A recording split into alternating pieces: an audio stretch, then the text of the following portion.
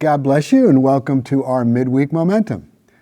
2 Corinthians 5:17 contains a verse that is central to understanding just how different the new covenant is from the old covenant.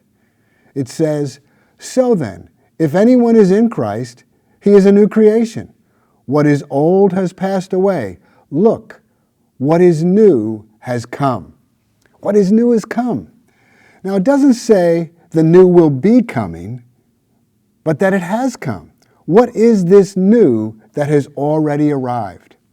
Now to fully answer that would take weeks, but I want to focus on one small aspect of the new that has come. To see that, we move to the Gospels, specifically the Sermon on the Mount. The Gospels are both fascinating and unique. After all, Jesus is both fascinating and unique.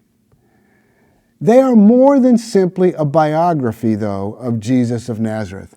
While their biographical information is true, the purpose was not primarily to outline the events of Jesus' life, but rather the purpose of his mission. Jesus was a Jew under the Old Covenant.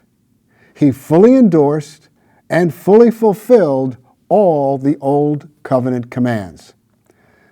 But even though what takes place in the Gospels occurred during the Old Covenant, the Gospels present a time of preparation for the new and better covenant that would be established by the death and resurrection of Christ.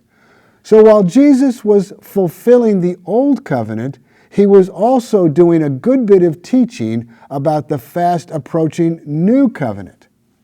In addition, Jesus was modeling for us what a life lived in the New Covenant would look like, a new life.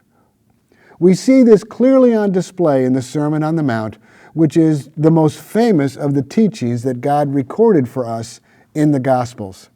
So in Matthew chapter 5, we'll begin reading in verse 43. It says, Jesus is speaking, "You have heard that it was said, 'You shall love your neighbor and hate your enemy.'" Love your neighbor was part of the law. Jesus identified it as the second most important commandment after loving God. Now, hate your enemy was not part of the law. That's why Jesus said, "You have heard it said," rather than saying, "It is written." But even though it was not written in the law, hating your enemy was accepted as true and was part of the ethics of first century Judaism, just sadly as it is part of our ethics today. Jesus is about to introduce a new standard for love that will be part of our new covenant realities that we live in today. We read in verse 44, Jesus is saying, "You've heard it said, but I say to you, love your enemies and pray for those who persecute you." Well, first ask yourself what love means in this verse. I don't love my enemies in the same way that I love God. I don't love my enemies in the same way that I love my wife Susan or my children. I don't love my enemies as I love my friend. This isn't about sitting around the campfire and singing Kumbaya with active enemies.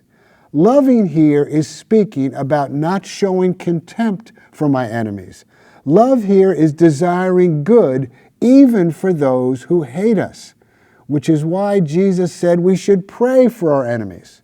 Okay, back to what 2 Corinthians said. What is the new that has come? Loving your enemies is a new covenant reality. And yet many Christians continue to live under the old covenant. They love God, they even love their neighbor, but they still show contempt and disdain for those they count as enemies. I don't want to live like the old covenant.